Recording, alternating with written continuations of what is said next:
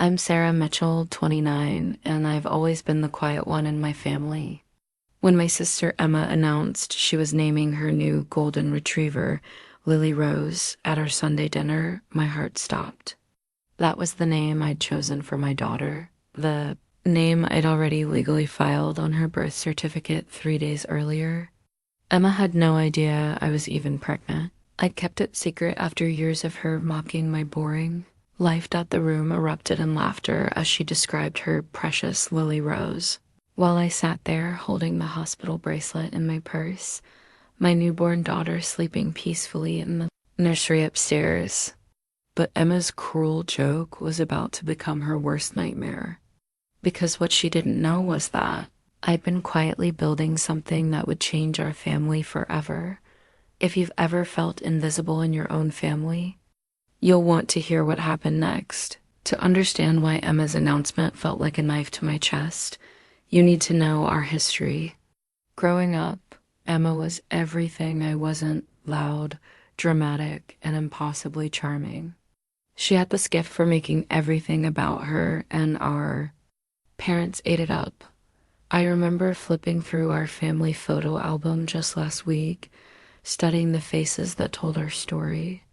Every Christmas morning, every birthday party, every family vacation, there was Emma, front and center, beaming with that megawatt smile while I lingered in the background. In one particularly painful photo from my high school graduation, Emma had somehow positioned herself so she was practically blocking me from view. Her arm draped around Dad's shoulder as if she were the one receiving the diploma. Emma's just so vibrant, Mom would say whenever I complained about being overlooked. She lights up every room she enters. What they never seemed to notice was how that light casts shadows on everyone else, especially me. When I made honor roll, Emma would announce her latest drama club audition. When I got accepted to college, she'd suddenly need help with some crisis that required all of Mom and Dad's attention. It wasn't that she was malicious, at least I didn't think so then. She just had this unconscious need to be the star of every scene. The pattern continued into adulthood. When I graduated summa cum laude with my finance degree, Emma's breakup with her boyfriend dominated the family dinner conversation. When I landed my first job at a prestigious consulting firm, she was planning her elaborate engagement party. And when her engagement fell through 6 months later, well, nobody had time to hear about my promotion. I learned to shrink myself, to make my achievements smaller so they wouldn't threaten her spotlight. It became second nature, this careful choreography of staying in the background while Emma danced center stage. Our parents never questioned it. They'd grown so accustomed to Emma's dramatics that my quiet successes barely registered. But sitting at that dinner table, watching her claim the name I'd chosen for my daughter, something inside me snapped. The hospital bracelet in my purse seemed to burn against my palm, a tangible reminder that I had something real, something beautiful, something that was mine alone. For the first time in my life, I had a secret that would change everything. Emma didn't know that while she was busy performing for an audience, I'd been building a life that would soon overshadow all her theatrics. The quiet girl was about to find her voice. The positive pregnancy test had been hidden in my jewelry box for 7 months, wrapped in tissue paper like a precious secret. I'd stared at those 2 pink lines in my bathroom at 6 a.m. on a Tuesday, my hands shaking as the reality sank in. My first instinct should have been to call my family, to share the joy with the people who were supposed to love me most. Instead, I felt a familiar knot of anxiety in my stomach. I knew exactly how it would go. Emma would somehow make it about her. Maybe she'd suddenly decide she wanted kids too. Or she'd launch into stories about her friends' pregnancies, or she'd find some way to upstage the announcement. Mom would immediately start planning a baby shower that would inevitably become more about Emma's event planning skills than celebrating my child. Dad would nod approvingly, but then ask if I was sure I was ready, if I'd thought this through. If I had everything figured out, the thing is, I did have everything figured out. My relationship with David had been steady and loving for 3 years. We'd talked about marriage, about children, about the future we wanted to build together. He was a pediatric nurse-kind patient and genuinely excited about becoming a father. When I showed him the test, his face lit up like Christmas morning. "We're going to be parents," he whispered, pulling me into his arms. "Sarah, this is incredible." That night, as we lay in bed making quiet plans, I made a decision that would change everything. "I want to keep this private for a while," I told him. Just between us, David understood. He had witnessed enough family dinners to see the dynamics at play. "Whatever you need," he said, stroking my hair. "This is our baby, our timeline." So we kept our secret. I moved my work meetings to accommodate doctor appointments, claiming I had dental work or errands to run. I wore loose clothing and carefully angled myself in family photos. When morning sickness hit, I blamed it on a stomach bug that just wouldn't quit. David came to every ultrasound appointment, both of us marveling at the tiny life growing inside me Dot at 5 months. When we learned we were having a girl, the name came to me instantly. "Lily Rose," I said, watching our daughter's profile on the grainy ultrasound screen. "She looks like a Lily Rose." David squeezed my hand. "Perfect, Lily Rose Mitchell." The months passed in a bubble of anticipation and preparation. We set up the nursery in David's apartment, painting the walls a soft lavender and arranging the crib with careful precision. I researched everything: sleep schedules, feeding techniques, child development milestones. This was going to be my chance to be the mother I'd always dreamed of being, to create the nurturing environment I'd sometimes felt was missing in my own childhood Dot as my due date approached. The weight of the secret grew heavier, but I also felt something I'd never experienced before: a fierce protectiveness, a determination to shield my daughter from the chaos that seemed to follow Emma everywhere. Lily Rose would know she was wanted, celebrated, cherished. She wouldn't have to compete for attention or shrink herself to make room for someone else's drama. The night before I went into labor, I filled out all the paperwork, including the birth certificate application. In careful handwriting, I wrote Lily Rose Mitchell, my daughter's name, chosen with love and legally documented before she even drew her first breath. Little did I know that 3 days later, that name would become a battleground. While Emma had been busy collecting Instagram followers and planning elaborate brunches, I'd been quietly building an empire. The business registration papers for Mitchell Financial Consulting were tucked away in my home office filing cabinet, official documents that proved what my family had never bothered to notice. I was successful, really successful Dot. It started 2 years ago when I realized I was tired of making other people rich. Working at the consulting firm had taught me everything I needed to know about financial strategy, but I was ready to branch out on my own. I filed the paperwork on a rainy Thursday afternoon, choosing a name that felt strong and professional. Mitchell Financial Consulting, LLC. My first client came through a referral from a former colleague. Patricia Hartwell owned a chain of boutique hotels and needed someone to restructure her finances after a messy divorce. I spent 3 weeks analyzing her assets, developing a strategy that would save her nearly $2 million in taxes while positioning her for expansion. When I presented my findings, she stared at me in amazement. "You're brilliant," she said, signing the contract immediately. "I'm referring you to everyone I know," and she did. Word spread quickly through Patricia's network of successful women, entrepreneurs. Within 6 months, I had 12 clients. Within a year, I was turning away business because I couldn't handle the demand. These weren't small-time operations. I was working with CEOs, real estate moguls, and tech entrepreneurs who trusted me with portfolios worth millions. The irony wasn't lost on me. While Emma posted photos of her latest shopping sprees and complained about her entry-level marketing job, I was quietly becoming the kind of financial powerhouse she could only dream of being. My clients sought my advice on everything from investment strategies to merger negotiations. I've developed a reputation for being thorough, discreet, and incredibly effective at maximizing profits while minimizing risk. The money was substantial more than I'd ever imagined possible. But more than that, I felt respected, valued, listened to. When I walked into a boardroom, people hung on my every word. When I sent a report, executives cleared their schedules to review it immediately. After a lifetime of being invisible, I'd finally found my voice in the world of high-stakes finance. Worked from my home office, a beautiful space I'd created in the spare bedroom of my downtown condo. The walls were lined with financial journals and industry awards, my desk positioned to overlook the city skyline.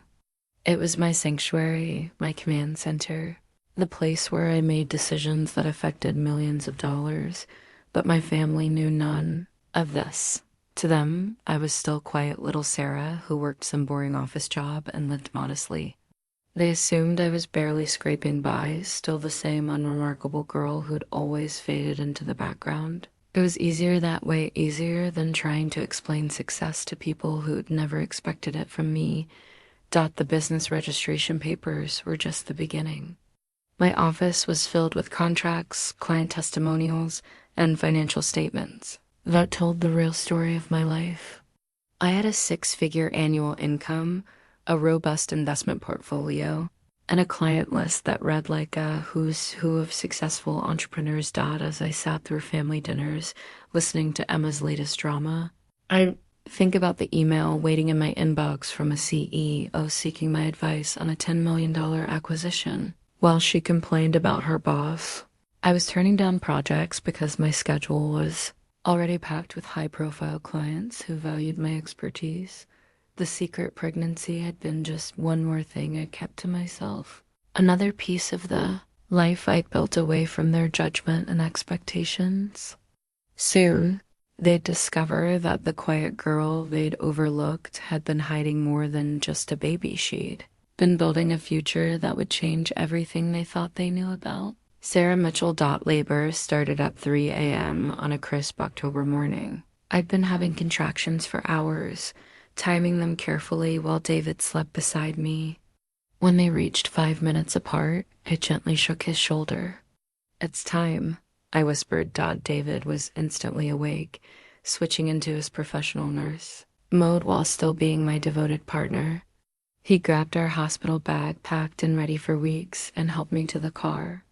The drive to the hospital was surreal, the empty streets lit by streetlights as we made our way toward the moment that would change everything. The labor was intense but manageable. David held my hand through every contraction, his calm presence anchoring me when the pain threatened to overwhelm. The nursing staff recognized him, and their familiarity with his gentle bedside manner made me feel even more secure. This was David's world, and I was in the best possible hands. "You're doing amazing," he kept saying, stroking my hair between contractions.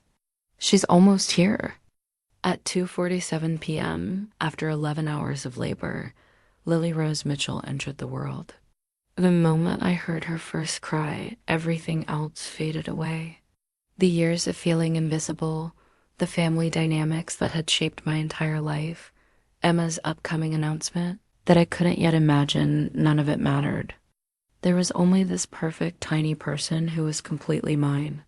"She's beautiful," David breathed, tears streaming down his face as the nurse placed her on my chest. "Sarah, look at her. She's perfect."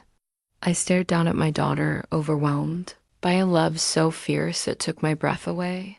She had David's dark hair and what looked like my nose, but her expressions were entirely her own. When she opened her eyes and seemed to look directly at me, I felt something shift inside my chest, a protective instinct so powerful it surprised me. "Hello, Lily Rose," I whispered, tracing her tiny fingers with my own. "I'm your mama."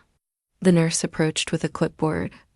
"We need to complete the birth certificate paperwork," she said kindly. "Have you decided on a name?" Lily Rose Mitchell, I said clearly, watching as she wrote it in careful block letters. There was something deeply satisfying about seeing my daughter's name made official, documented legally before she was even an hour old. David squeezed my hand. Lily Rose Mitchell, he repeated softly. I love it. The next 3 days passed in a blur of feeding schedules, diaper changes, and quiet moments of wonder.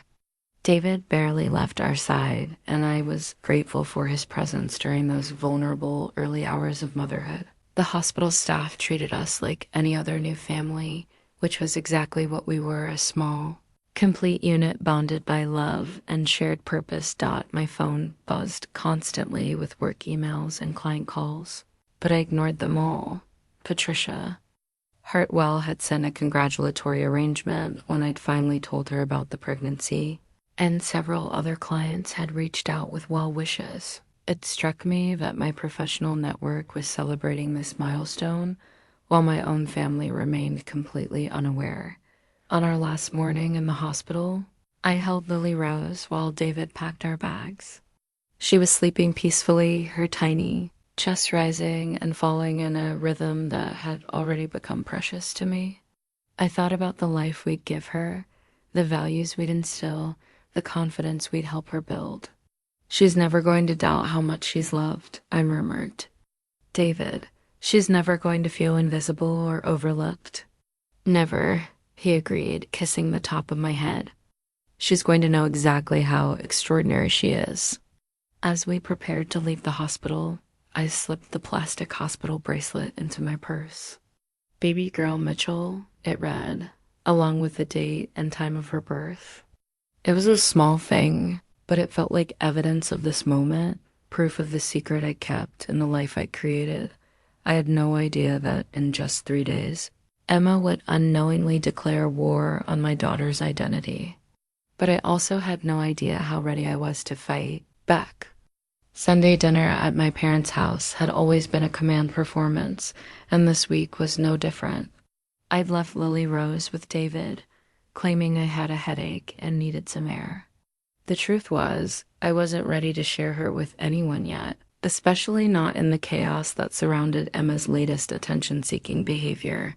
Arrived to find Mom fussing over Emma's dramatic entrance. My sister had always possessed an uncanny ability to make even the most mundane moments feel like a Broadway production, and today was no exception. She swept into the dining room with shopping bags and an enormous smile, her blonde hair perfectly styled despite supposedly spending the morning at the animal shelter. I have the most exciting news, she announced before even sitting down, her voice pitched to carry throughout the house. I've made a decision that's going to change everything.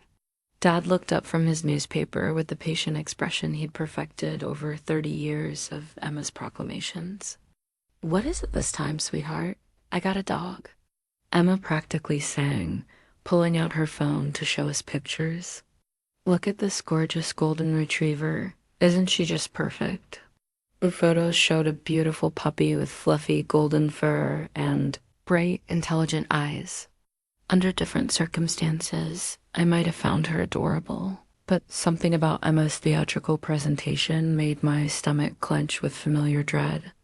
She's lovely, Mom said, immediately launching into questions about training and veterinary care.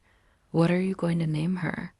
Emma's smile widened, and I felt that familiar chill that always preceded her most dramatic moments. I've already decided. I'm calling her Lily Rose. The words hit me like a physical blow.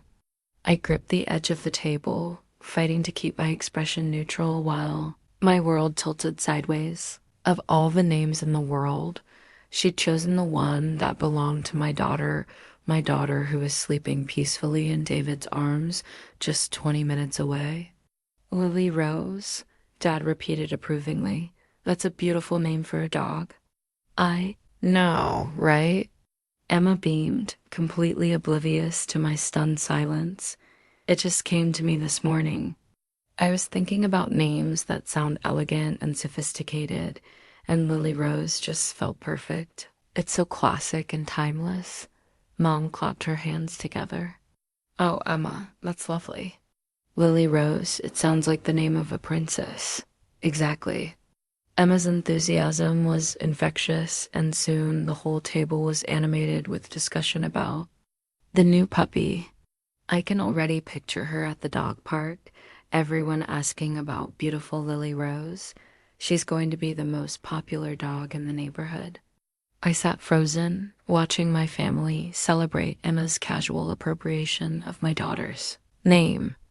The hospital bracelet in my purse seemed to burn against my palm, a tangible reminder of the secret I'd been keeping. 3 days ago, I had legally registered my daughter as Lily Rose Mitchell. Now my sister was claiming the name for her pet, and my family was treating it like the most natural thing in the world. Are you okay, Sarah? Mom asked, finally noticing my silence. You've been awfully quiet. I forced a smile. Just tired. Long week at work. Emma glanced at me dismissively. You're always tired, Sarah. You need to get out more, have some fun. Maybe when Lily Rose is older, you can help me walk her. It might be good for you to get some exercise. The casual condescension in her tone made something inside me snap. Here she was, unknowingly mocking my daughter's name while simultaneously insulting my lifestyle. And my parents were nodding along like this was perfectly acceptable behavior. Tell us more about the dog, I said carefully, my voice steadier than I felt. Where did you get her? Emma launched into a detailed story about her impulsive trip to the shelter, how she'd fallen in love with the puppy instantly, how she'd filled out the adoption papers on the spot.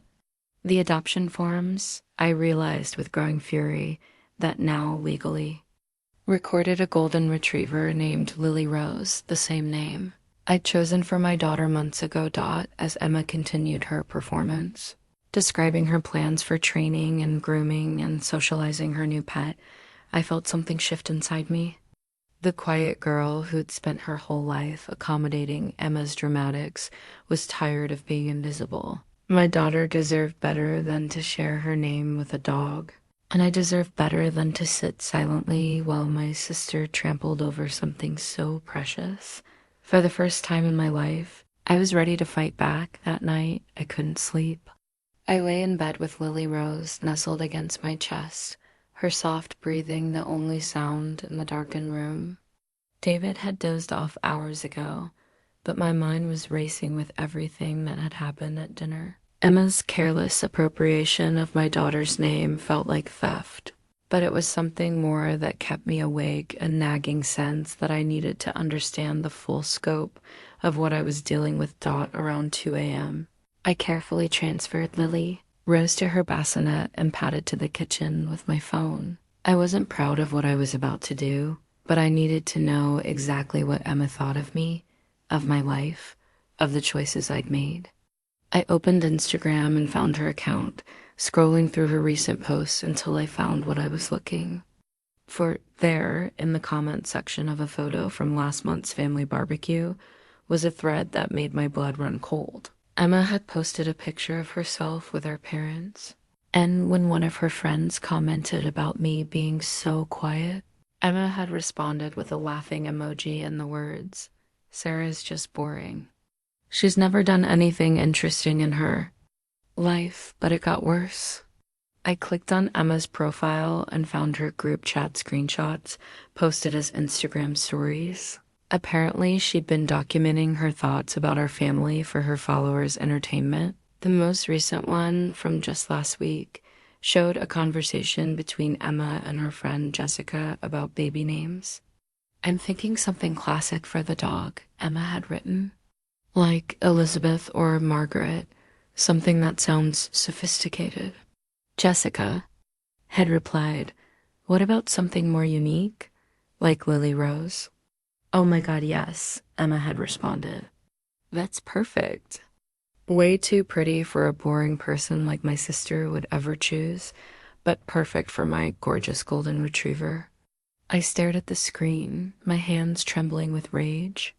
Not only had Emma stolen my daughter's name, but she'd specifically chosen it because she thought it was too beautiful for someone like me to deserve.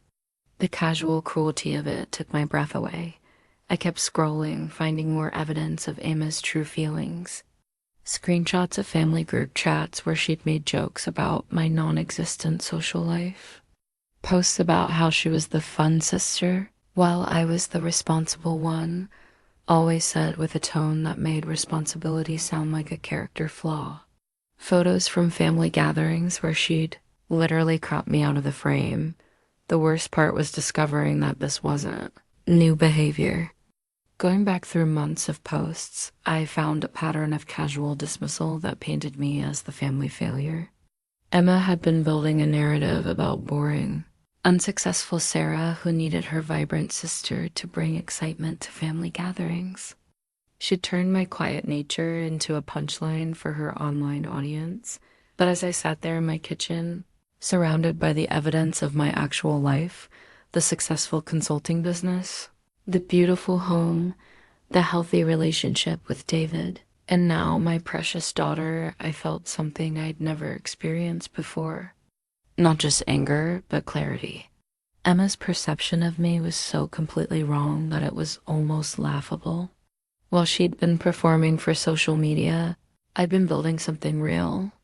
I thought about my client portfolio, worth millions in combined assets. I thought about the industry recognition I'd received, the referrals that kept pouring in, the respect I'd earned in financial circles.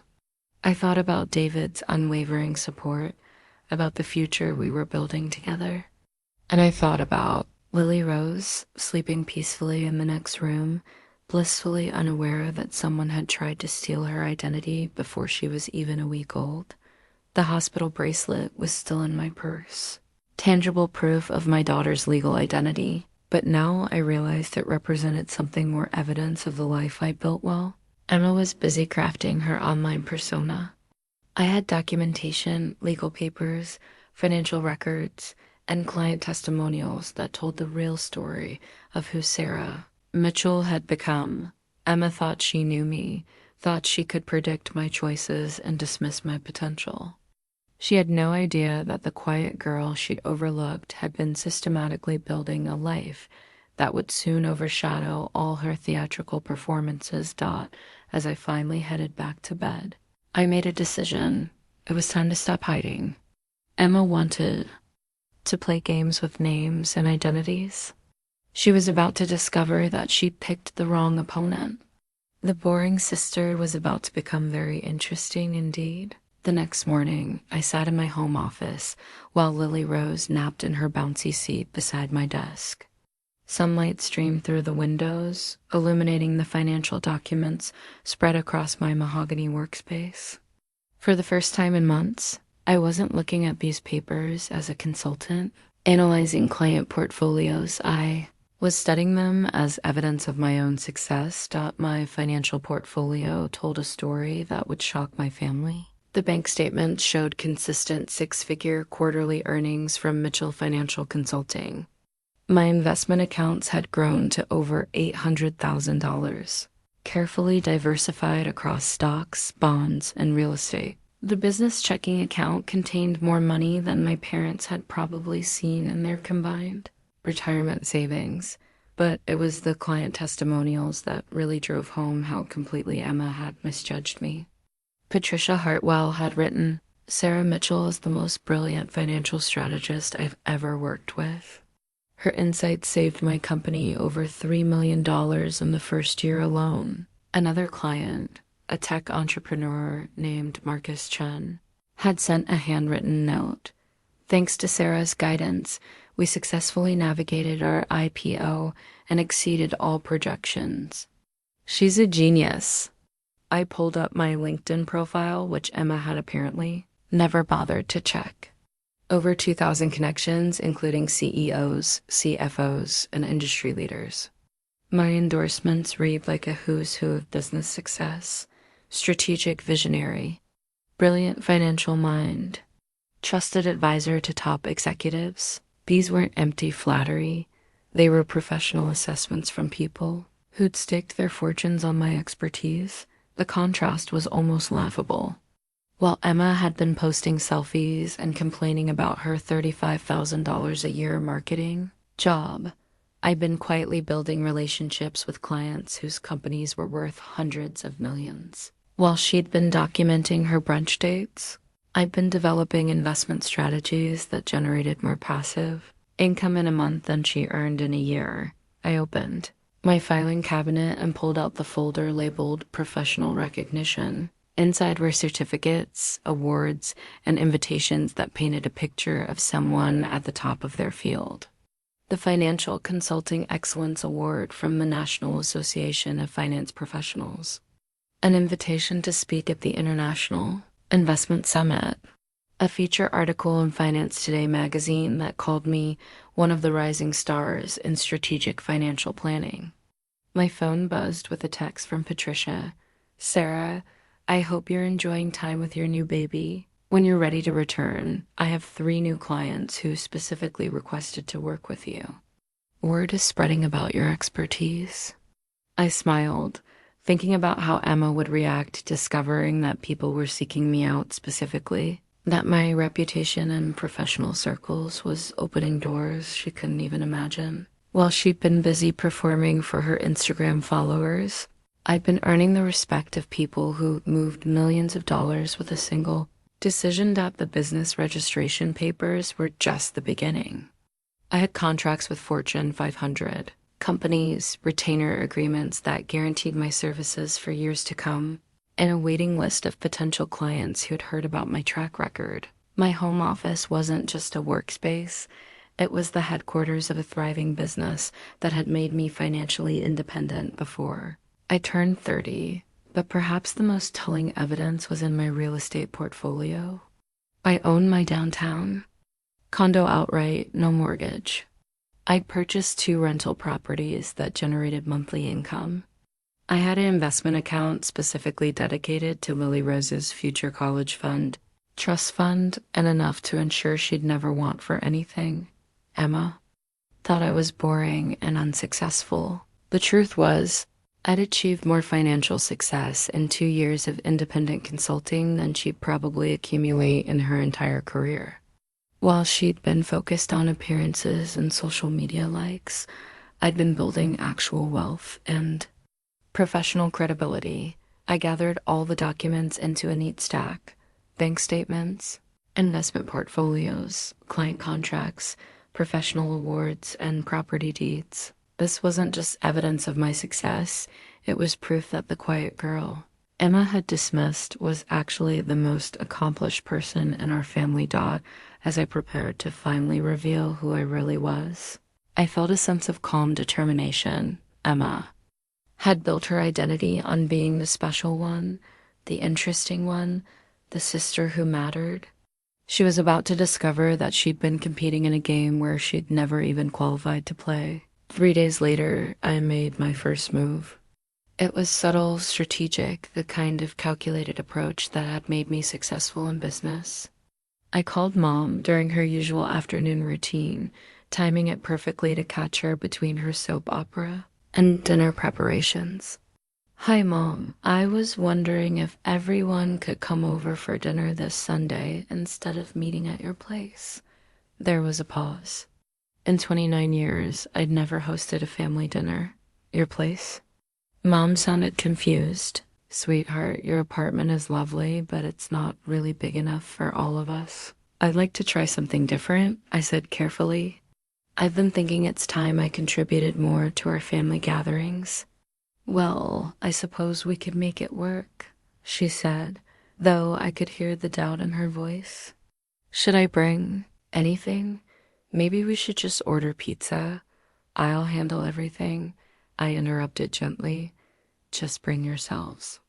After I hung up, I looked around my condo with fresh eyes. The space that my family had dismissed as Sarah's little apartment was actually a beautifully appointed 2,000 square foot unit with panoramic city views. The living room featured custom furniture I'd carefully selected, artwork from local galleries, and a sound system that had cost more than Emma's monthly rent. The kitchen was a chef's dream, with granite countertops and professional-grade appliances I'd installed when I'd renovated the space last year, but the real surprise would be my home office, the room they'd never seen, filled with evidence of the life I'd built while they weren't paying attention. I spent the week preparing not just the dinner, but the revelation. I printed photos from my recent industry awards ceremony, organized my client testimonials, and carefully selected the financial documents that would tell the story most effectively. On Sunday morning, I was arranging flowers in the living room when David emerged from the nursery with Lily Rose. She was wearing a tiny pink dress with Lily Rose embroidered in delicate script across the chest, a gift from Patricia Hartwell that I'd been saving for a special occasion. "You ready for this?" David asked, settling into the leather armchair with our daughter. "More than ready," I said, adjusting the fresh orchids in their crystal vase. It's time they knew who I really am. The doorbell rang at exactly 5 p.m. I opened the door to find my parents and Emma standing in the hallway, all of them looking slightly awkward and uncertain. They'd clearly expected the cramped space they remembered from years ago, not the elegant entry with its marble floors and custom lighting. "Sarah," Dad said slowly, looking around with obvious surprise, "this is ... different." "I've made some improvements," I said, leading them into the living room. "Please sit down. Can I get anyone something to drink?" Emma was staring at the floor-to-ceiling windows, the view of the city skyline, the obviously expensive furniture. "When did you ... how did you afford all this?" "I've been doing well at work," I said simply, disappearing into the kitchen to retrieve the wine I'd selected, a vintage that cost more than Emma's weekly groceries. Over dinner, I began dropping careful hints about my actual life. When Dad asked about my job, I mentioned working with some interesting clients without elaborating. When Mom commented on the beautiful dining room table, I casually mentioned that I'd had it custom made by a local artisan. When Emma asked about my weekend plans, I mentioned I might be traveling for work soon. "Traveling?" Emma looked skeptical. "I thought you worked in an office downtown." "I work from home now," I said, taking a sip of wine. "I have my own consulting business." "Consulting?" Mom perked up. "What kind of consulting?" "Financial strategy. I help businesses optimize their investments and plan for growth." The conversation continued, but I could see Emma's growing discomfort. She kept looking around the apartment, clearly trying to reconcile what she was seeing with her perception of boring. Unsuccessful Sarah. Her phone buzzed constantly, probably. Her Instagram followers expecting updates about her exciting life, but for once, she seemed distracted from her digital audience. "This is a beautiful home," Dad said as we finished dessert. "You've really done well for yourself." "Thank you," I said, standing to clear the plates. "Actually, there's something I'd like to show you all. Something I've been working on."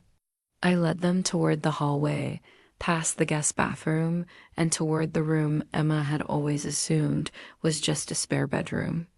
My hand rested on the doorknob, and I felt the weight of the moment. Behind this door was evidence of everything I'd accomplished, everything I built while they weren't looking. "I've been keeping this private," I said, looking directly at Emma.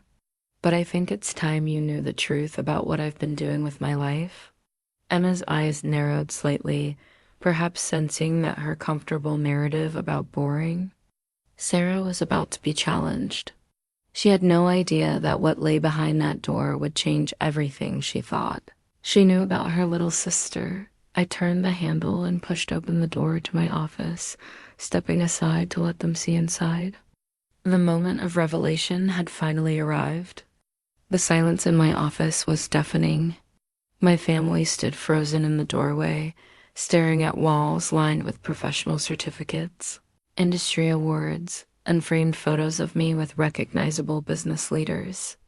The centerpiece was my desk, a massive mahogany workspace that commanded respect, surrounded by client portfolios and financial journals that spoke to serious, high-level work.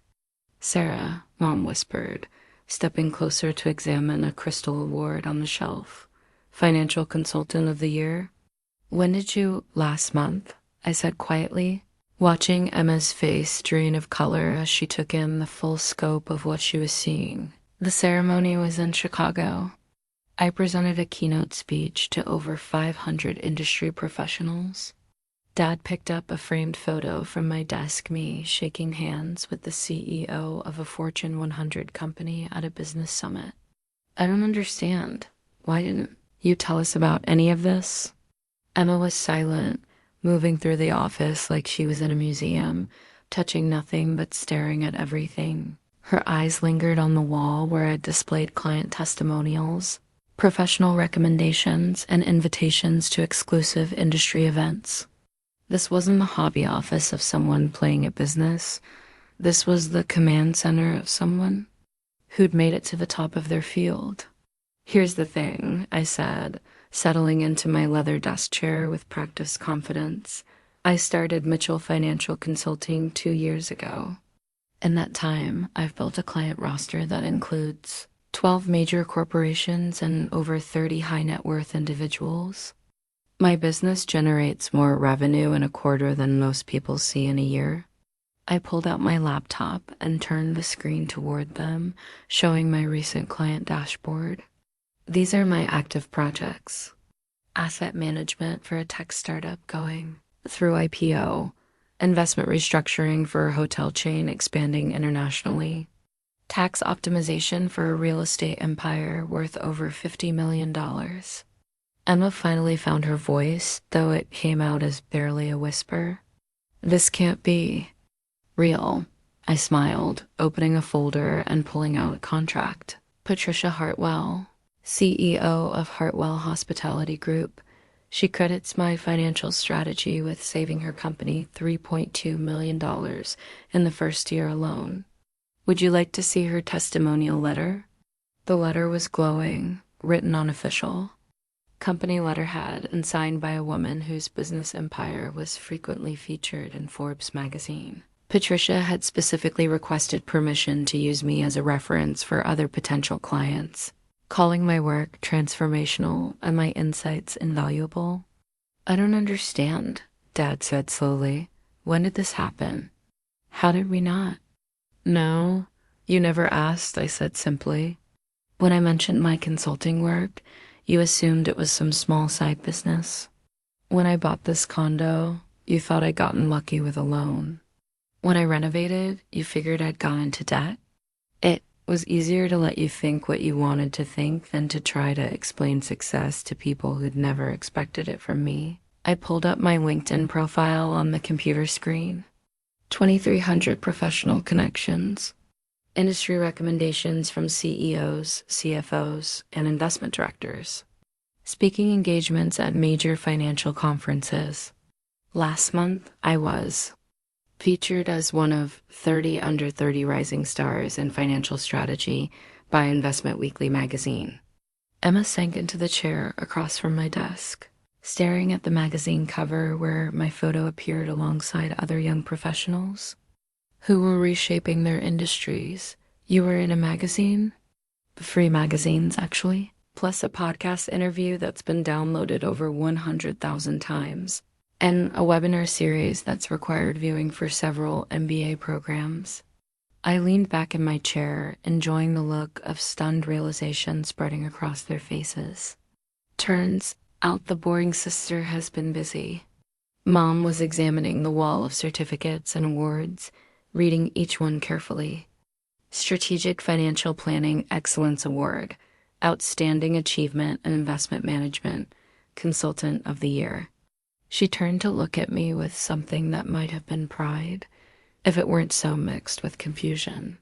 Sarah, this is incredible. Why didn't you ever? Because Emma was always the success story, I said gently but firmly. Remember?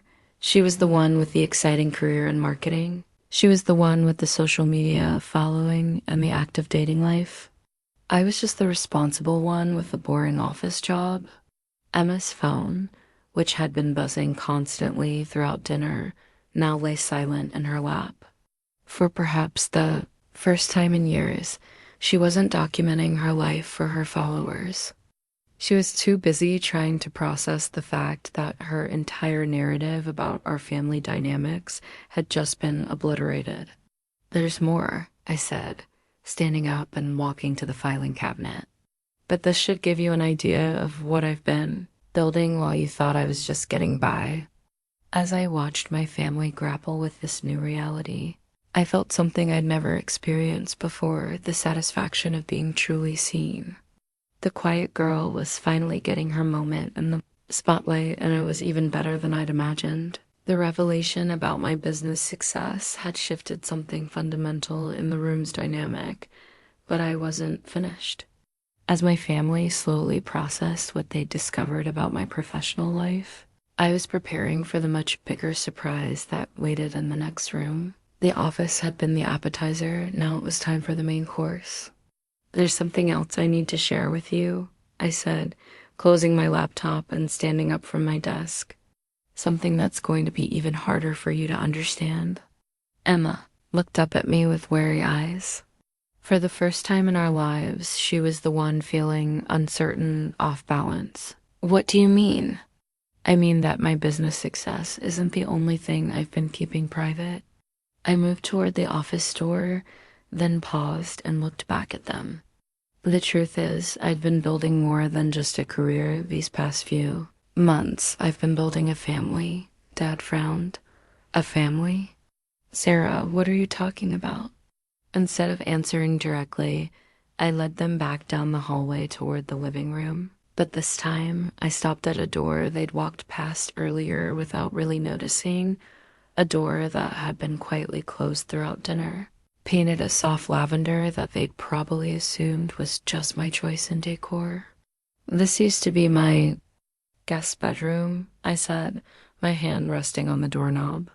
"But about 6 months ago, I converted it into something else. Something I've been preparing for very carefully." Mom stepped closer, perhaps noticing the door's fresh paint for the first time.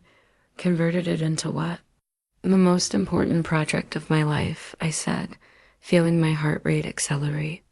This was it, the moment that would change everything. "Mom, Dad, Emma, I'd like you to meet someone very special." I opened the door slowly, revealing the nursery I'd spent months perfecting. The walls were painted in soft pastels, decorated with hand-painted murals of garden scenes. A white crib stood against the far wall, surrounded by carefully chosen furniture and toys. Everything was pristine, peaceful, and obviously designed with love and attention to detail. But it was David, sitting in the rocking chair beside the crib with a tiny bundle in his arms, who made my family gasp in unison. "Everyone," I said softly, "I'd like you to meet my daughter."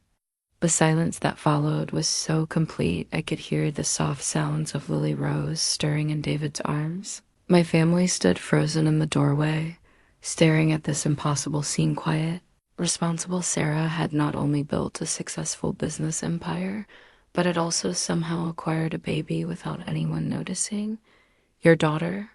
Mom's voice was barely. I whispered. David stood carefully, walking toward us with Lily Rose cradled against his chest. She was awake now, her dark eyes bright and alert as she took in the new faces surrounding her. The tiny pink dress with her name embroidered across the chest was clearly visible, though I doubted anyone was focusing on the details yet. "This is Lily Rose," I said, reaching out to stroke my daughter's soft cheek. "She was born 6 days ago." Emma's mouth fell open. 6 days? You had a baby 6 days ago?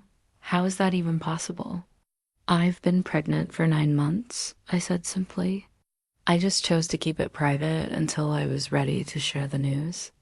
Dad was staring at David like he was seeing him for the first time. "And you're the father," David said warmly, shifting Lily Rose so they could see her better. "Sarah and I have been together for 3 years. I'm a pediatric nurse at Children's Hospital." 3 years? Mom looked between us in amazement. "You've been in a serious relationship for 3 years, and we didn't know?" I felt a familiar twinge of the old hurt, but it was tempered now by my newfound confidence. "You never asked about my personal life?" When I mentioned David, You assumed he was just a friend. When I started spending less time at family gatherings, you figured I was just being antisocial. Emma was still staring at Lily Rose, her face cycling through emotions I couldn't quite read. But when did you... How did we not notice you were pregnant? I was careful about clothing choices. I arranged family photos to hide my profile. When I had morning sickness, I told you it was a stomach bug. I shrugged. It wasn't that hard to hide from people who weren't really looking.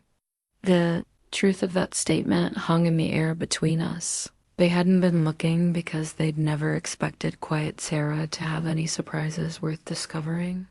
Emma had been so focused on her own drama, so certain that she was the only sister with an interesting life, that she'd completely missed the most significant development in mine. Can I hold her?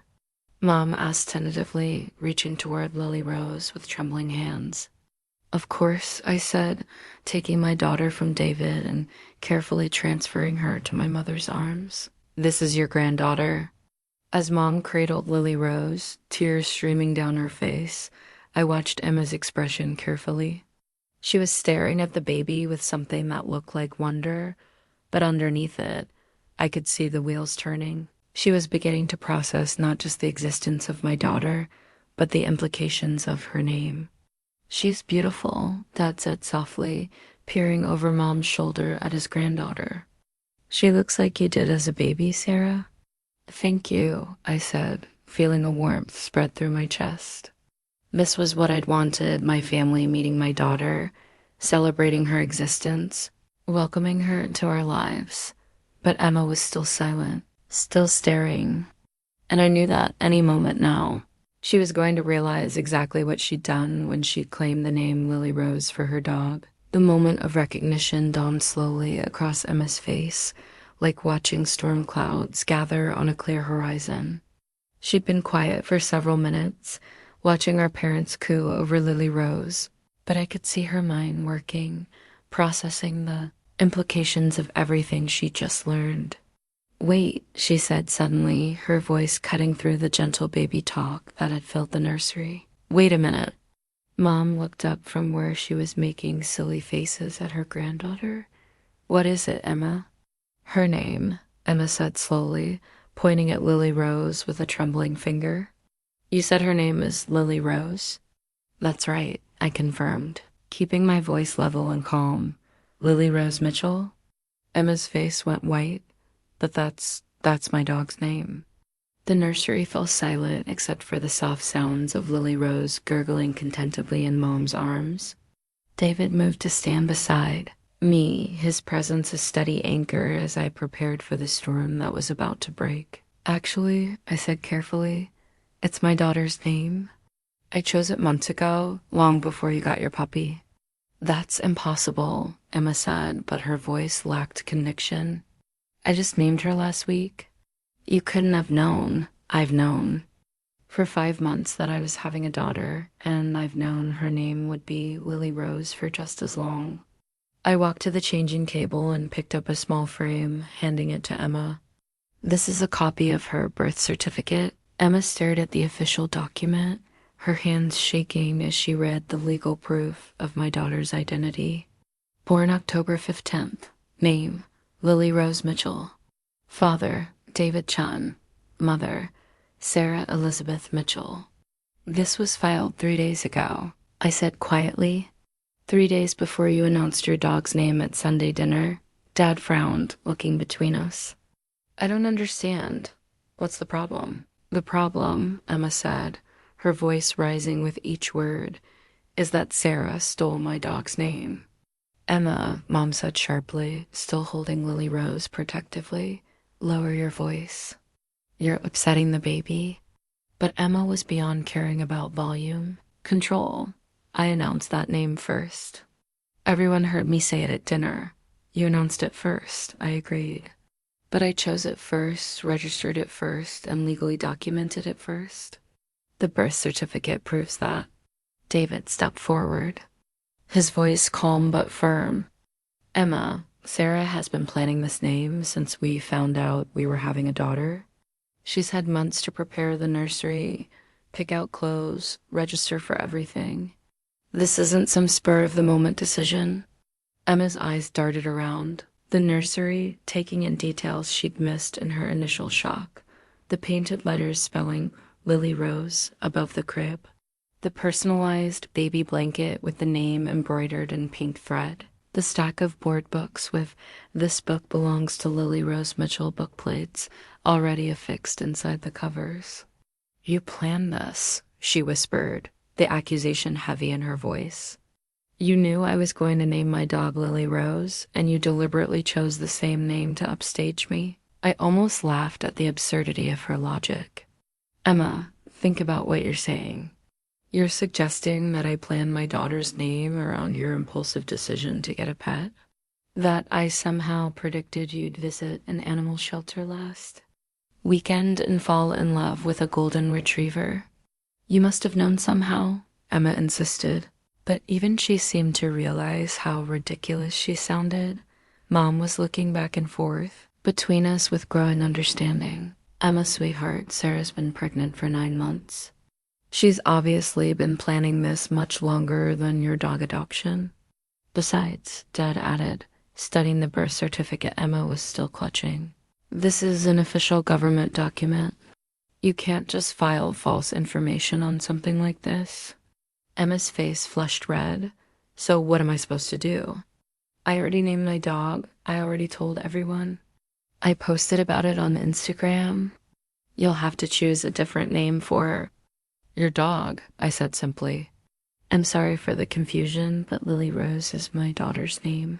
It's been her name since before she was born. This isn't fair." Emma's voice cracked with frustration. "You can't just hide a whole pregnancy and then spring this on everyone. You can't just steal names and expect everyone to be okay with it." The irony of Emma accusing me of stealing names wasn't lost on anyone in the room. Mom and Dad exchanged a look that clearly conveyed their understanding of who had actually appropriated whose choice. "Emma," Mom said gently, "no one stole anything. Sarah chose a name for her daughter. You happened to choose the same name for your pet. These things happen, but obviously the baby's name takes precedence." Emma stared at Lily Rose, still nestled safely in our mother's arms, and I could see the exact moment when the full reality hit her. Not only had quiet, boring Sarah managed to have a secret baby, but that baby now had legal claim to the name Emma had been proudly announcing to everyone she knew. "I can't change her name now," Emma said desperately. "I've already introduced her to everyone. I've already bought personalized collars and toys. I've already registered her with the vet." "You'll figure it out," I said, not unkindly, but with finality. "Dogs adapt to new names pretty easily. Babies, on the other hand, are stuck with whatever their parents choose." As Emma struggled with this new reality, I felt a deep satisfaction settling in my chest. For once, the dramatic sister was going to have to adapt to someone else's plans. For once, Sarah Mitchell's choices were going to take priority in the family narrative. The quiet girl had finally learned to speak up, and her voice was louder than anyone had expected. As the shock of the name revelation began to settle, something beautiful happened. Lily Rose, blissfully unaware of the adult drama swirling around her, started making the soft cooing sounds that never failed to melt hearts. Even Emma, despite her frustration and embarrassment, found herself drawn to the tiny person who had inadvertently disrupted her plans. "She's so small," Emma whispered, her anger momentarily forgotten as she watched our daughter's tiny fingers curl around Mom's thumb. "When you said 6 days old, I didn't realize. She's brand new. Would you like to hold her?" I asked, surprising myself with the offer. Despite everything that had happened, despite Emma's reaction to the name situation, this was still my sister meeting my daughter for the first time. Emma looked at me uncertainly. "Are you sure, after everything I just said, ... "She's your niece," I said simply. "Whatever issues we need to work out, they're separate from that."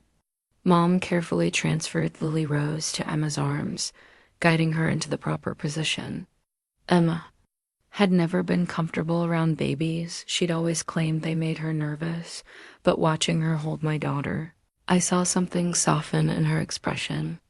"Hi, Lily Rose," Emma murmured, her voice taking on the gentle tone people automatically use with newborns.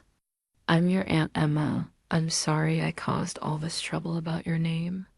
David pulled out his phone and started taking pictures, the first photos of Emma with her niece. "She likes you," he observed as Lily Rose settled peacefully in Emma's arms. "She's usually fussier with new people." "She's perfect," Dad said, beaming as he watched his youngest daughter hold his granddaughter. "Sarah, she's absolutely perfect." I felt tears prick my eyes as I watched my family fall in love with Lily Rose. This was what I'd hoped for when I'd planned this evening. Not the drama about names or the shock about my hidden life, but this moment of connection, of welcome, of love. "I have something for her," Mom said suddenly, reaching into her purse. I mean, I didn't know I was meeting my granddaughter tonight, but I happened to pick this up at the store yesterday. She pulled out a tiny pink outfit with butterflies, embroidered across the front.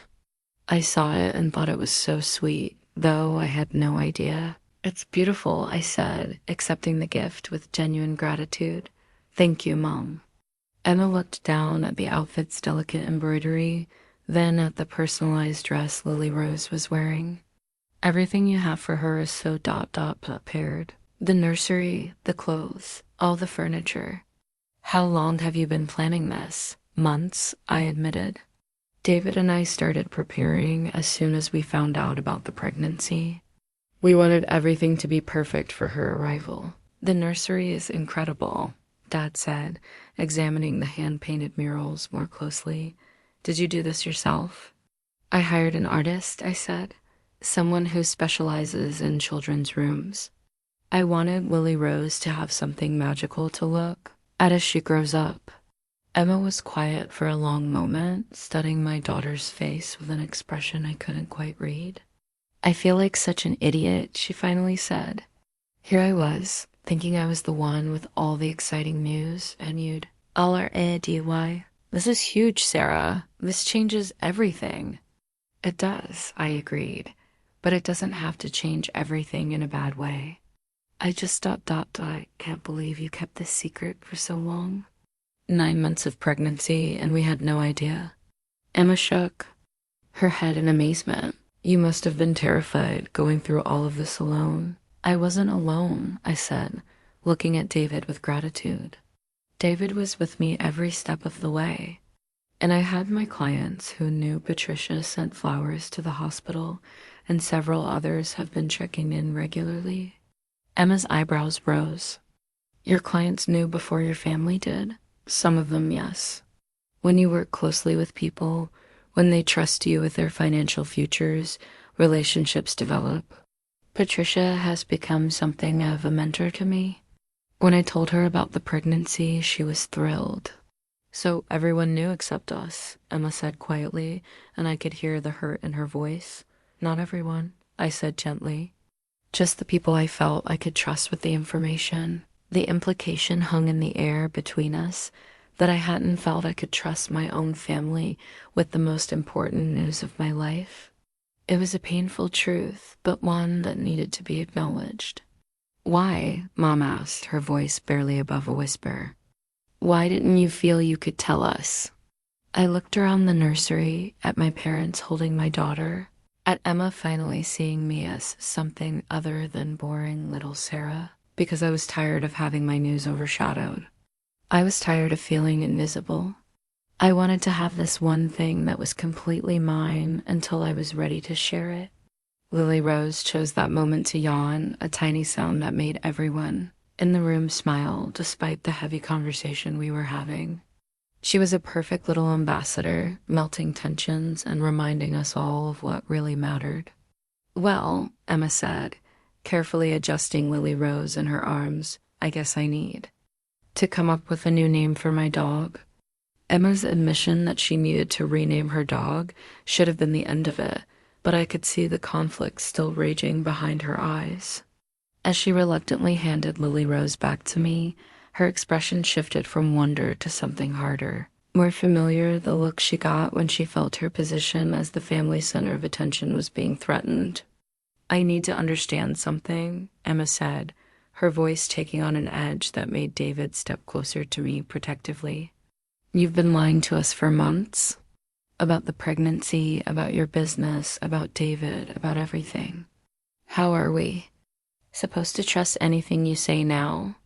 "I wasn't lying," I said calmly, settling into the rocking chair with Lily Rose. "I was choosing what to share and when to share it. There's a difference, is there?" Emma's tone was sharp now, the brief moment of sisterly connection evaporating, because it feels like you deliberately kept us in the dark so you could have this big dramatic reveal.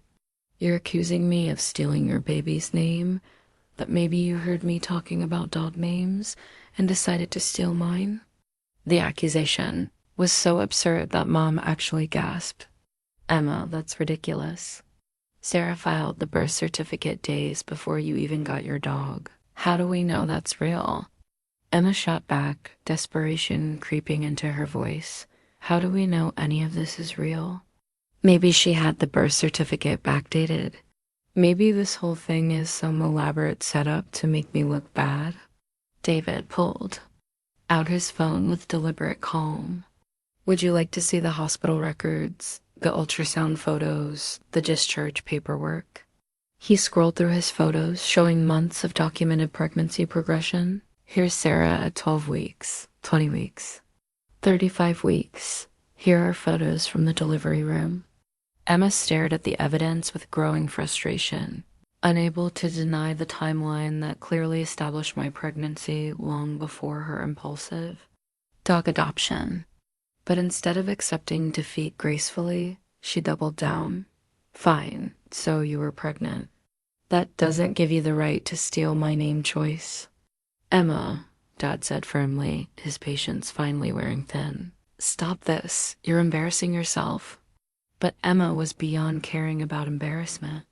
"No, I'm not going to let everyone act like this is normal. Sarah disappears for months, builds some secret life, has a secret baby, and then expects us all to just ... what? Pretend like this is fine? What's not fine about it?" I asked, genuinely curious about her logic. "What exactly is your objection here? That I'm successful? That I'm happy? That I had a baby? My objection is that you made fools of us all." Emma's voice rose dangerously, causing Lily Rose to stir restlessly in my arms.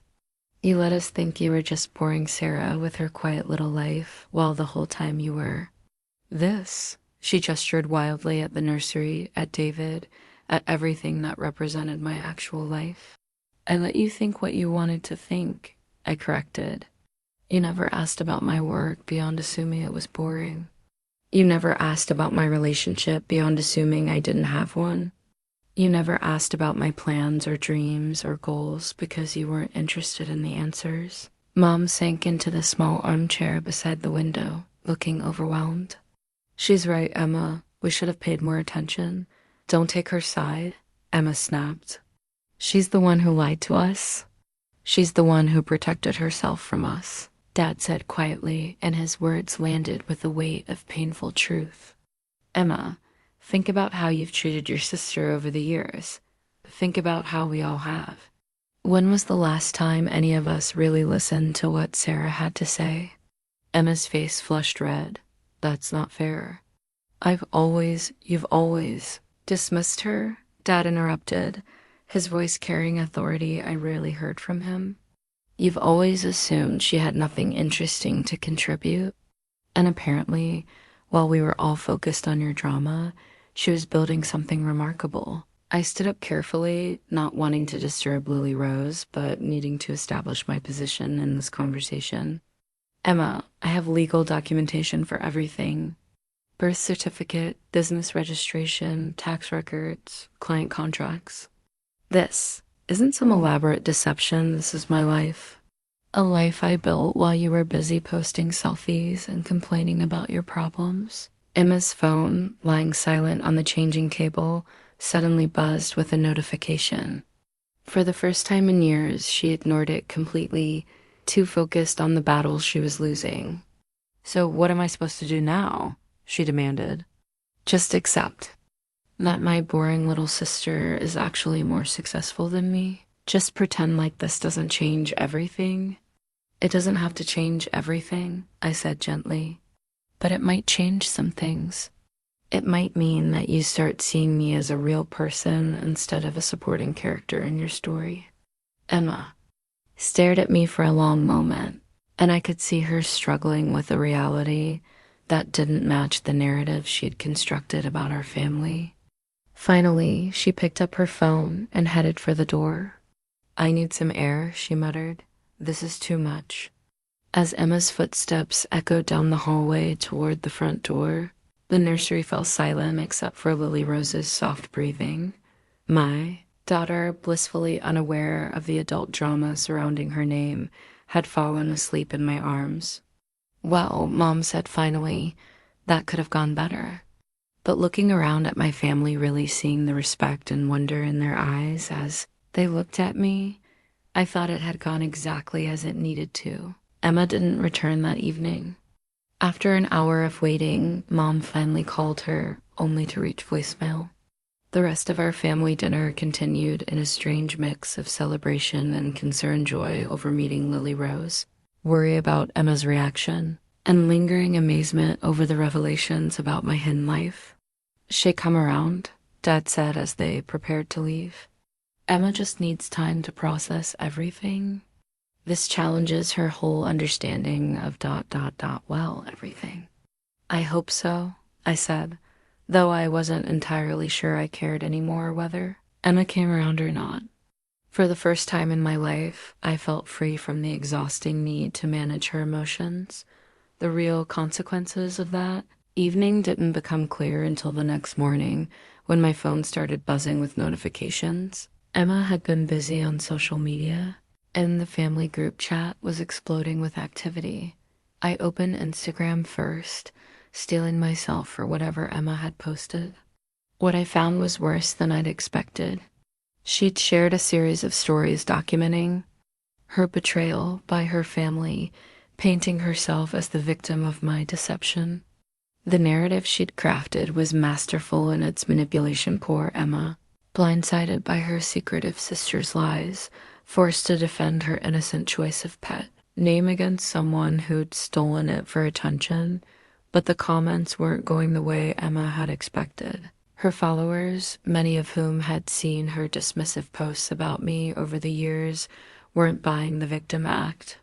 "Wait, your sister had a baby and you're upset about a dog name?" One person wrote, "Didn't you post last month about your sister being boring? Sounds like she's been busy building an actual life while you've been posting selfies." "Birth certificates don't lie, Emma. Maybe it's time to admit you were wrong."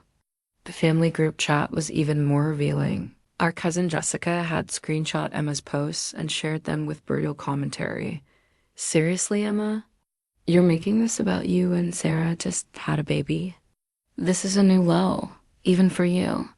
Our Aunt Carol had weighed in. "I've been watching this family dynamic for years, and I'm glad Sarah finally stood up for herself. Emma needs to grow up." Most devastating of all was a message from our grandmother. "Emma, honey, I'm disappointed in your reaction. A new baby is a blessing, not a competition. Sarah has every right to privacy about her own life." By noon, Emma had deleted her Instagram stories, but the damage was done. The family's group chat had become a referendum on years of overlooked dynamics, with relatives I hadn't heard from in months reaching out to congratulate me on Lily Rose and express their frustration with Emma's behavior. My phone rang around 2 p.m. It was Patricia Hartwell. "Sarah, I saw the most wonderful photos on your LinkedIn. You finally introduced your daughter to your family. How did it go?" I'd forgotten that I posted a single, tasteful photo of my parents meeting Lily Rose, with the caption, "Lily Rose Mitchell meets her grandparents." It had been liked and commented on by dozens of my professional contacts, all offering congratulations and support. It was Complicated, I admitted. My sister had some difficulty adjusting to the news. Patricia's laugh was knowing. Ah, the sister who doesn't think you're interesting enough to deserve a beautiful name. I remember you mentioning her. I'm guessing she didn't take it well that you've been living your actual life while she's been underestimating you. Something like that. Well, darling, let me tell you what I told my own sister when she tried to diminish my success. Family who can't celebrate your victories don't deserve front row seats to your life.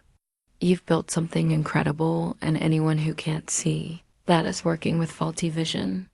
After we hung up, I realized that Patricia's words had crystallized something I'd been feeling but hadn't articulated. The people who truly mattered, David, my clients, my real friends, were celebrating this moment with me. The people who were making it about themselves or trying to diminish it were revealing who they really were. Emma finally called that evening, her voice small and defeated. I need to apologize, she said without preamble. I saw the family chat. I saw what everyone was saying. I messed up. Yes, you did, I said simply. I was embarrassed and shocked. And I felt like everything I thought I knew was wrong, but that doesn't excuse how I acted. She paused, and I could hear her taking a shaky breath. I've been thinking about what Dad said, about how we've treated you over the years, about how I've treated you, and he was right. I have dismissed you. I have assumed you didn't have anything interesting going on. I've made you feel invisible, and then when you finally showed us who you really are, I attacked you for it. It was the most self-aware thing I'd ever heard Emma say. What changed your mind? The comments on my Instagram. Seeing our family's reaction, but mostly looking at that picture you posted on LinkedIn, the one of Mom and Dad meeting Lily Rose. You look so happy, Sarah. So confident and proud and complete.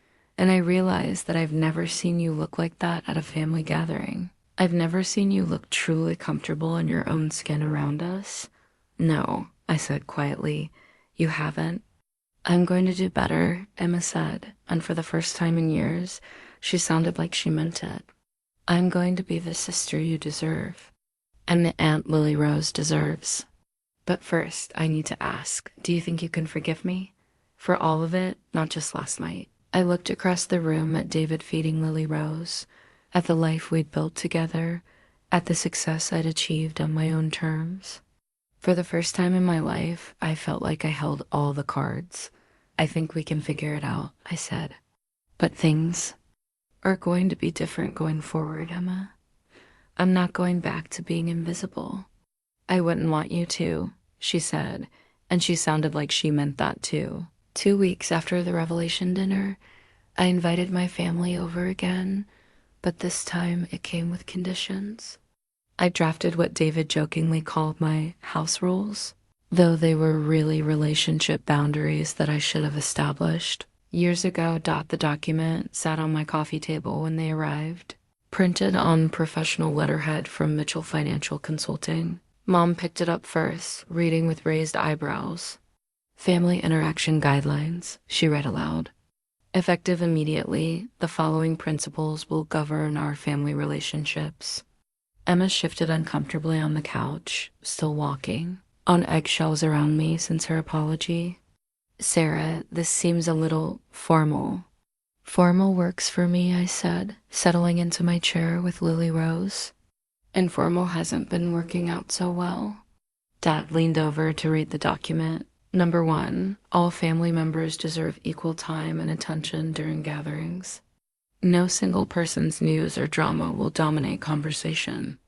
Number 2, Mom continued, questions about career, relationships, and personal choices will be asked with genuine interest, not dismissive assumptions. Number 3, social media posts that mock, diminish, or misrepresent family members are unacceptable and will result in limited contact. Emma winced at that one. Since deleting her Instagram stories about the name incident, she'd been noticeably quieter on social media, perhaps finally recognizing that her online behavior had real-world consequences. Number 4, Dad read, Sarah's professional success and personal decisions are not open for debate or criticism. They are facts to be acknowledged and respected. And number 5, Mom finished, Lily Rose's welfare and Sarah's parenting choices take priority over all other family considerations. The room was quiet for a moment as they processed my new terms of engagement. I'd spent hours crafting these guidelines, drawing on the same strategic thinking I used with my most challenging clients. If I could negotiate million-dollar contracts, I could certainly establish healthy boundaries with my own family. These are reasonable, Dad said finally. Actually, they're probably long overdue. Emma looked up from studying the document. What happens if someone ... if I mess up? If I slip back into old patterns? Then we address it directly, immediately, and honestly, I said. No more passive-aggressive hints or suffering in silence.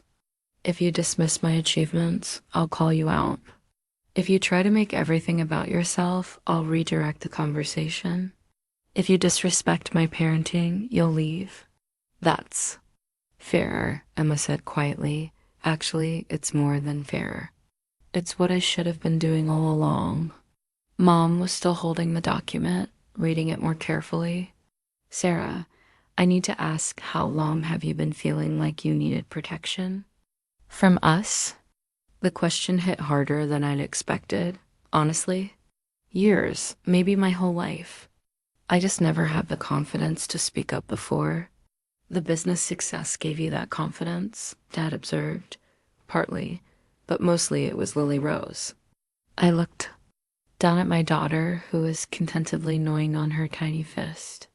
When I realized I was going to be responsible for her sense of self-worth, for teaching her to advocate for herself, I knew I had to model that behavior. I couldn't raise a confident daughter while letting myself be walked over. Emma was nodding slowly. You know what's crazy? I always thought I was the strong one in this family. The one who spoke up, who demanded attention, who got what I wanted. But you ... you actually built strength. Real strength, not just noise. There's a difference between being loud and being powerful, I agreed. I'm learning that you can be quiet and still be strong. You can be accommodating and still have boundaries. You can love your family and still require respect. We spent the next hour going through each guideline in detail, talking about specific situations where the old dynamics had been harmful, and how we'd handle similar situations going forward. It felt like a business negotiation, but in the best possible way. Clear communication, defined expectations, mutual agreement on terms. I renamed the dog, Emma said suddenly as we were finishing up. I wanted you to know. She's called Rosie now, just Rosie. It suits her better anyway. Thank you, I said, and I meant it. The gesture was small but significant, Emma's first. Real demonstration that she was willing to change her behavior, not just apologize for it. Also, Emma continued, pulling out her phone, I wanted to show you something. She opened Instagram to a new post, a photo of herself with Rosie, with a caption that read, Meet my gorgeous girl, Rosie. Named after my incredible niece, Lily Rose, because amazing names run in the family.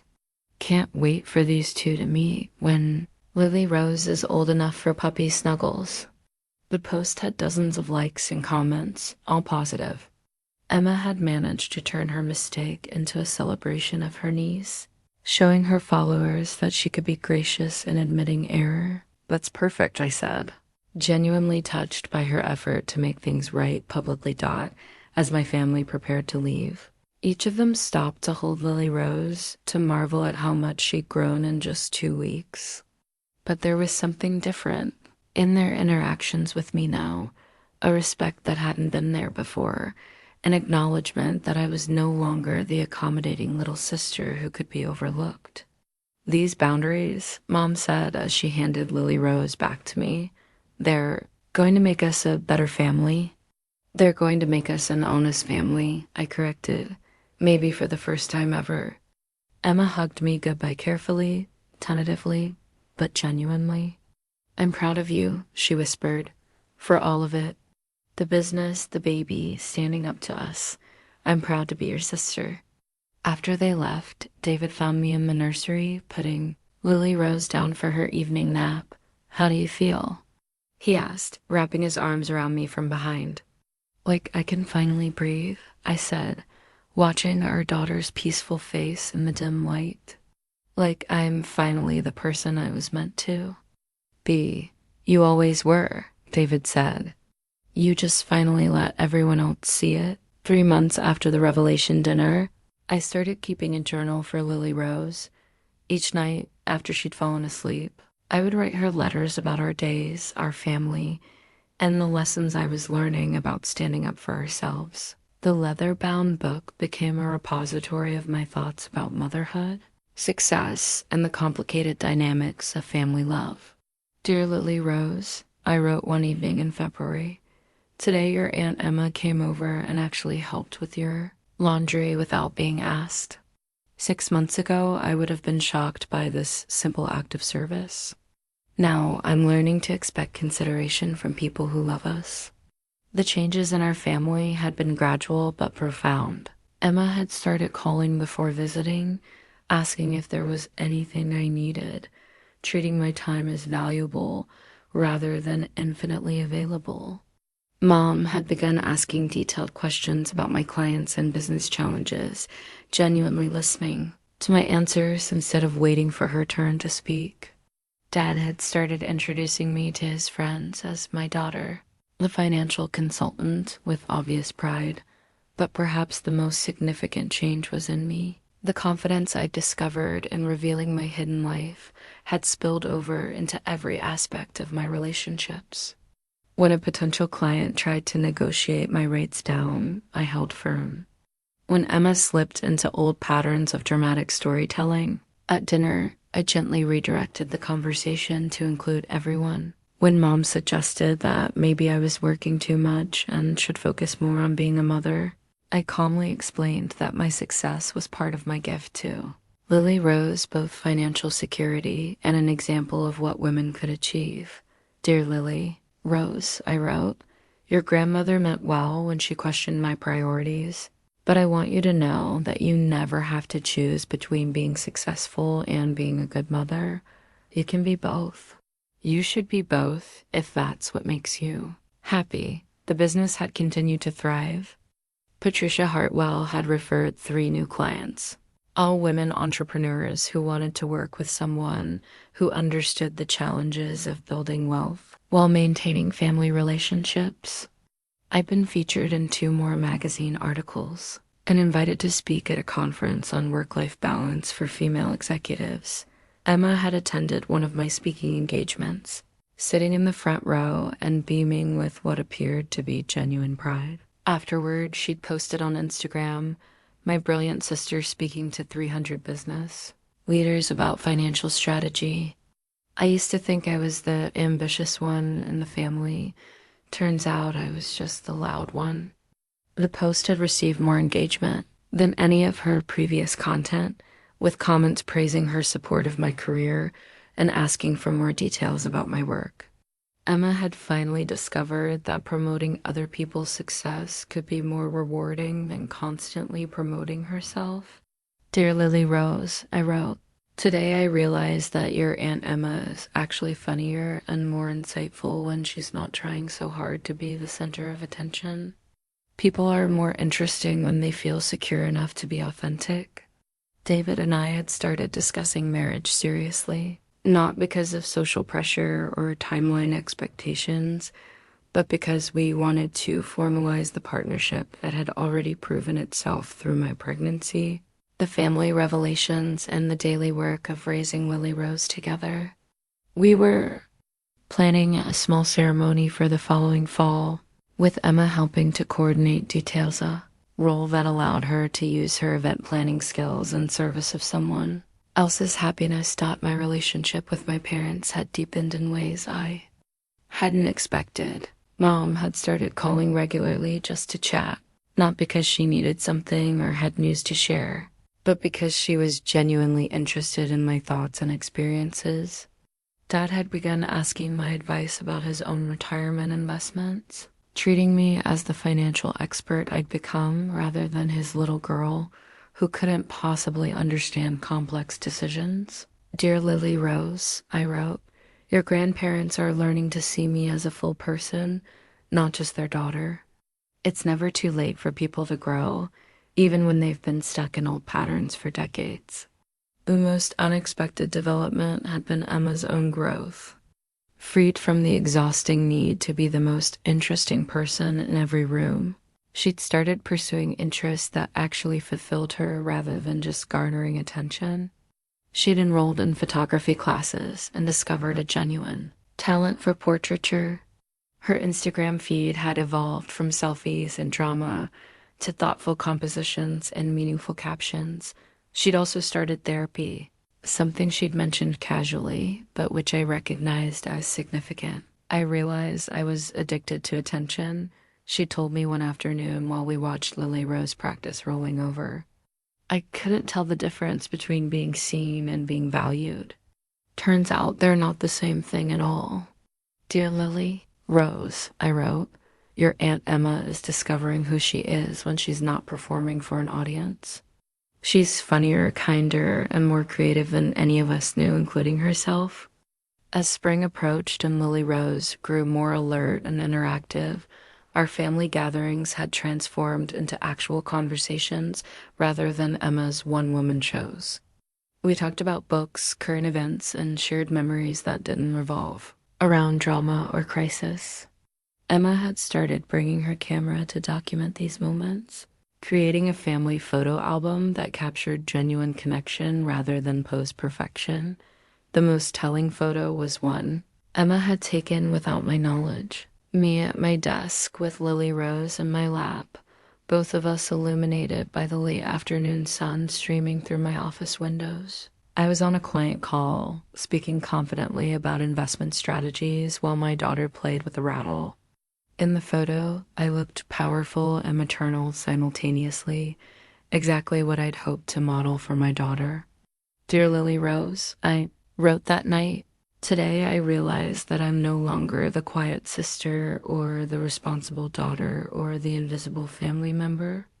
I'm Sarah Mitchell, mother, entrepreneur, and woman who finally learned to take up space in her own life. I hope you'll always know that you deserve to take up space too. As I closed the journal and placed it back on my knitstand, I could hear Lily Rose stirring in her crib. She was growing so fast, changing every day, becoming more herself with each passing week. Soon she'd be crawling, then walking, then talking. She'd develop her own personality, her own dreams, her own voice, but unlike me, she'd never have to find that voice. She'd grow up knowing she had it all along. 6 months later, I stood in my living room arranging flowers for what had become our new tradition monthly family dinners at my place, where conversation flowed naturally and everyone's voice was heard. The contrast to those old Sunday dinners at my parents' house was remarkable, not just in location, but in the entire dynamic of how we related to each other.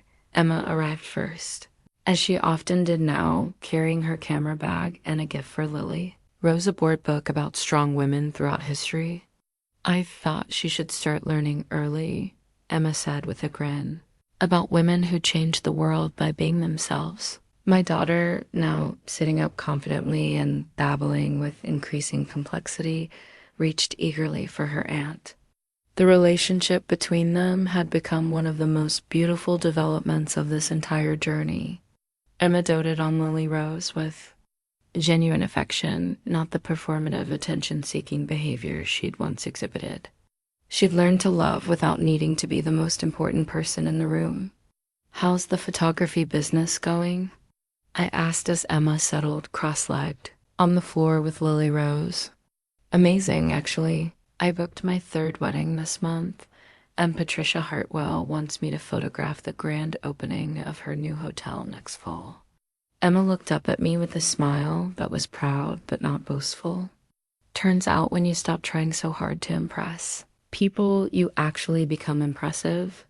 Mom and Dad arrived together, both of them immediately gravitating toward their granddaughter, but taking time to ask about my week, my clients, and my upcoming speaking engagement at a financial literacy conference.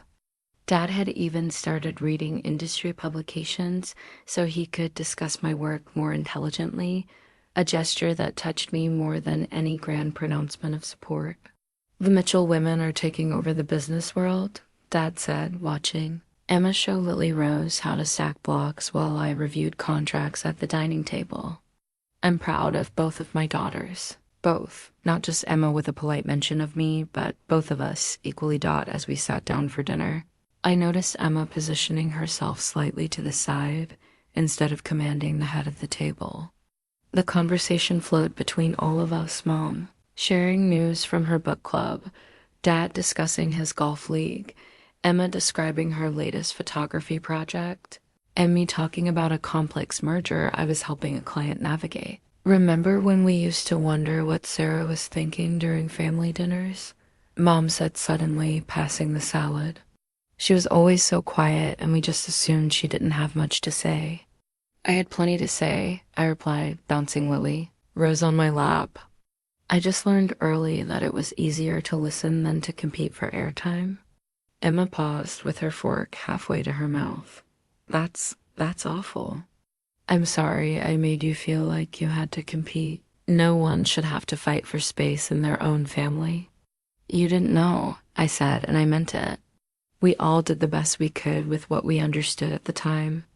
After dinner, Emma pulled out her camera, as she always did now, but instead of staging elaborate shots, she captured candid moments, Dad reading to Lily Rose, Mom helping me load the dishwasher, David explaining something technical to Emma while she listened with genuine interest. The photos she took these days told the story of a family that had learned to see each other clearly. Later, as we all gathered in the living room, Emma made an announcement that surprised everyone. "I've been thinking about what I want my legacy to be," she said, setting down her coffee cup. "And I realized that I want to be known as someone who helped other people shine, not just someone who shined herself." She pulled out a portfolio and opened it to reveal photographs from a series. She'd been working on secretly portraits of women entrepreneurs, including several of my clients who had agreed to participate. The centerpiece was a stunning photo of me in my office, surrounded by the evidence of my success, but holding Lily Rose. The image capturing both my professional competence and maternal joy. "I want to create a book," Emma continued. "Stories and portraits of women who built something meaningful while everyone was looking elsewhere. Women who were underestimated, overlooked, or dismissed, but who kept building anyway." The room was silent as we processed not just the beauty of her work, but the thoughtfulness of the concept. Emma had found a way to use her talents in service of elevating others, the complete opposite of her old attention-seeking behavior. "The working title is Quiet Revolutions," she said, looking directly at me, "because some of the most important changes happen when no one's watching."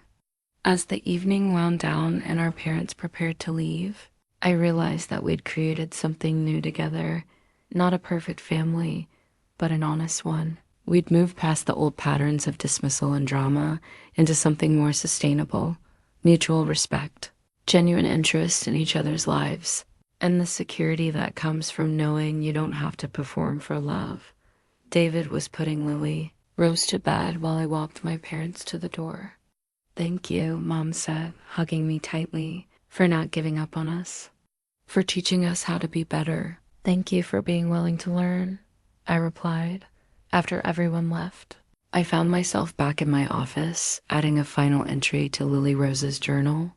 The leather book was nearly full now, documenting not just her first months of life, but the transformation of our entire family dynamic. "Dear Lily Rose," I wrote, "today I realized that the story I've been telling in these pages isn't really about your Aunt Emma stealing your name, or even about me finally standing up for myself. It's about what happens when people who love each other learn to love better. Your first months have coincided with all of us becoming more ourselves, Your Aunt Emma discovering her authentic talents, your grandparents learning to listen, your father and me building the partnership that will shape your understanding of healthy relationships, and me finding my voice after years of silence. You'll grow up in a family where everyone's achievements are celebrated, where quiet strength is valued as much as bold ambition, where you'll never have to hide who you are to make others comfortable. That's the real gift I wanted to give you, not just financial security or professional success, but the knowledge that you belong in any room you enter, and that your voice matters just as much as anyone else's. I closed the journal and placed it in the drawer where I kept all my most important documents, birth certificates, business contracts, and now the written record of how a family learned to see each other clearly. Tomorrow I'd start a new journal, documenting the next phase of our journey as Lily Rose grew into her own person. But tonight, I simply sat in my office surrounded by the evidence of everything I'd built, the successful business, the beautiful home, the healthy relationships, and most importantly, the confidence to take up space in my own life. The quiet girl had found her voice, and she was never going silent again. Outside my window, the city lights twinkled like stars, full of other people building their own quiet revolutions, creating change from the inside out. I thought about all the women who were sitting in their own offices right now, planning their next moves, building their dreams while the world slept. We were all writing our own stories, and finally I was the protagonist of mine.